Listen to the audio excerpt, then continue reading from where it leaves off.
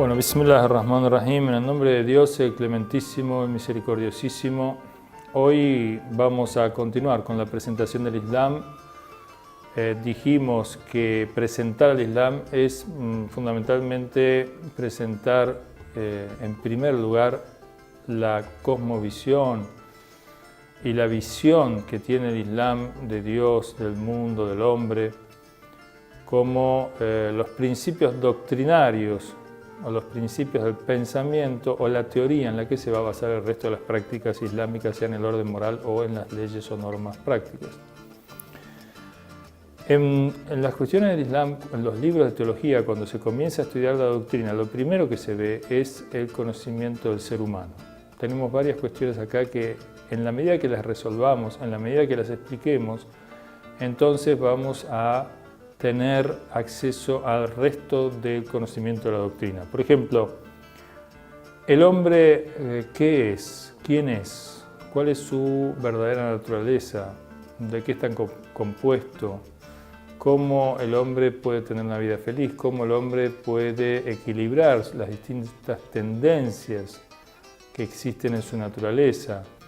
¿Es el hombre meramente un cuerpo, un animal evolucionado? ¿Es el hombre un ser espiritual?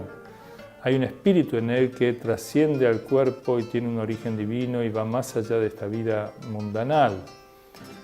Y por otro lado, también es importante el tema de los medios del conocimiento. Tenemos que definir antes de entrar en el terreno del conocimiento qué medios o con qué medios vamos a conocer. ¿Es posible el conocimiento? ¿Es posible obtener un conocimiento objetivo de la realidad? ¿Es posible conocer profundamente estas cuestiones? Dios, el mundo, el hombre, la vida, la otra vida, la felicidad. ¿Con qué vamos a contar? ¿Con qué herramientas? ¿Con conocimiento empírico? ¿Con conocimiento científico? ¿Con conocimiento filosófico, religioso, místico? ¿Con revelación? Todo eso tenemos que fundamentarlo, digamos. Si yo no acepto que el hombre tenga una realidad espiritual, una realidad más allá del cuerpo, si yo no puedo comprobar, no puedo probar una realidad más allá de lo corporal y lo sensible, ¿y cómo entonces voy a conocer las cuestiones que tienen que ver con el espíritu o lo no sensible o lo no material, como ser la otra vida, como ser el alma, el espíritu?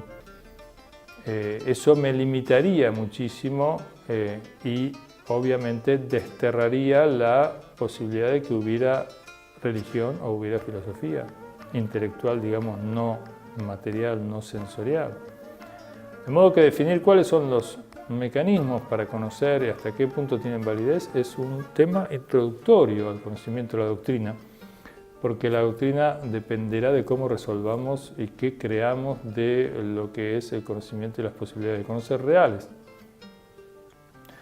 Por lo tanto, lo primero que se ve es esto, es decir, primero una definición del ser humano. Nosotros como seres humanos tenemos estas creencias, tenemos esta visión del mundo, de Dios, del hombre, y lo primero que tenemos que empezar a indagar es esta naturaleza humana, cómo está compuesta.